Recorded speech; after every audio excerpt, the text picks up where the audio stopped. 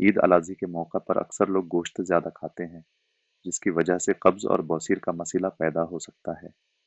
इससे बचने के लिए कुछ ज़रूरी एहतियाती तदाबीर अपनाएं।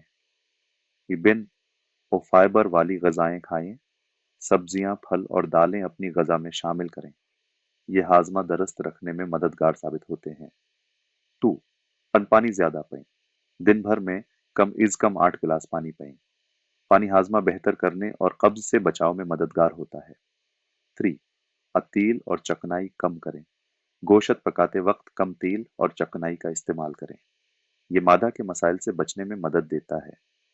4. वर्जिश करें। रोज़ाना कुछ वक्त वर्जिश या चहलकदमी के लिए निकालें। यह हाज़मा बेहतर करने में मददगार साबित होता है। 5. खुराक में तवाज़ुन रखें। सिर्फ गोश्त पर इन्हिसार न करें, बल्कि सब्जियों और दालों का भी इस्तेमाल करें, ताकि ग़िज़ाई तवाज़ुन बरकरार रहे। 6. खाने के बाद चहलकदमी। खाने के बाद चहलकदमी करें। ये हाज़मा बेहतर करने में मददगार साबित होती है। याद रखें, सेहतमंद रहना सबसे अहम है, ताकि आप ईद की खुशियों को भरपूर तरीके से मना सकें।